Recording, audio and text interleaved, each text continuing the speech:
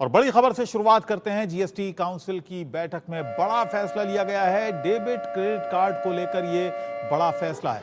2000 रुपए से नीचे के ट्रांजैक्शन पर अब 18% जीएसटी लगाई जाएगी। पेमेंट गेटवे को कोई छूट नहीं मिलेगी।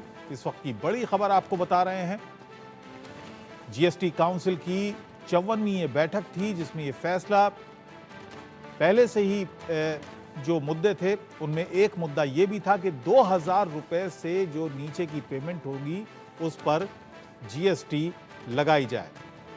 और मेरे सहयोगी संजय शर्मा इस वक्त दिल्ली से लाइव मेरे साथ जुड़ गए हैं। संजय, क्या ये पूरा इसका अर्थशास्त्र होगा? देखिए, कुल मिलाकर के रेवेन्यू जनरेट करना सरकार का बड़ा लक्ष्य था। जीएसटी लगातार बढ़ाया जा रहा था। हमने देखा किस तरीके से सरकार पर लगातार दबाव भी बना रही थी, अपोजिशन पार्टियां बना रही थी, खुद बीजेपी के नेता भी बना रहे थे कि किसी तरह से इंश्योरेंस सेक्टर में हेल्थ इंश्योरेंस हो चाहे टर्म इंश्योरेंस हो, उस पर 18% जीएसटी को कम किया जाए। लेकिन अभी भी उस चीजों पर विचार चल रहा है और उन चीजों की मांग अभी भी सभी दलों की तरफ से आई हुई है। कुछ वित्त मंत्रियों ने आज भी जीएसटी काउंसिल में बात रखी इस बात की। लेकिन बड़ा फैसला लिया गया कि 2000 रुपए से कम के जितने भी ट्रांजेक्शन है उन पर भी 18% जीएसटी लगाई जाएगी। तो एक बड़ा फैसला है। रेवेन्यू जनरेशन जरूर होगा, लेकिन जो छोटी छोटी चीजें जो ग्राहक खरीदते थे, परचेस करते थे क्रेडिट कार्ड से, डेबिट कार्ड से, उस पर जीएसटी लगाने का फैसला लिया गया है। ये फैसला हर आम आदमी को अफेक्ट करेगा, जो छोटे छोटे ट्रांजेक्शन करता था, छोटी छोटी खरीदारी करता था। हर व्यक्ति को अफेक्ट करेगा ये फैसला। जी, ये किस तरह से जो पेमेंट गेटवे हैं, एग्रीगेटर्स जो हैं, उन पर ये लागू होगा? और कोई भी व्यक्ति जो ट्रांजैक्शन करेगा उस पर उसी वक्त ये पैसा कट जाएगा या बाद में उसको किसी तरह से बिल का भुगतान करना होगा?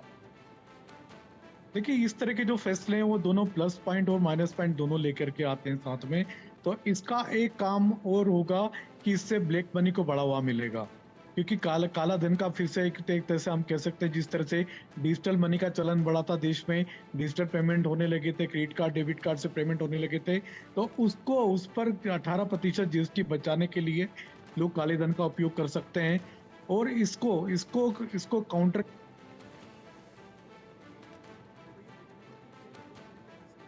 ये क्या सरकार के लिए आगे किस तरीके से लॉन्ग टर्म के लिए किस तरीके से बेनिफिट दे सकते हैं। लेकिन संजय, तो सरकार बहुत आगे ज्यादा हो जाएगा। मान लीजिए 1000 रुपए अगर किसी ने पेमेंट किया है तो 180 रुपए उसको जीएसटी के रूप जी, में देने होंगे। ये काफी ज्यादा है।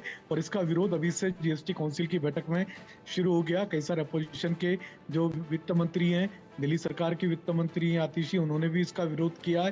तो इस तरीके से कई सारे वित्त मंत्री इसका विरोध कर रहे हैं। लेकिन देखना होगा कि आखिर जीएसटी काउंसिल का अंतिम फैसला क्या होता है।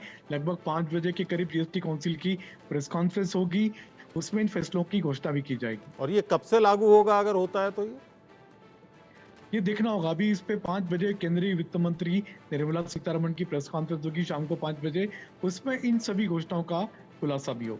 जी, यानी आसान भाषा में संजय ये कह सकते हैं कि अगर कोई व्यक्ति अपने डिजिटली पेमेंट करता है या कार्ड से या क्रेडिट कार्ड से पेमेंट करता है और 1000 रुपए की खरीदारी करता है तो उसको 1180 रुपए का भुगतान करना होगा।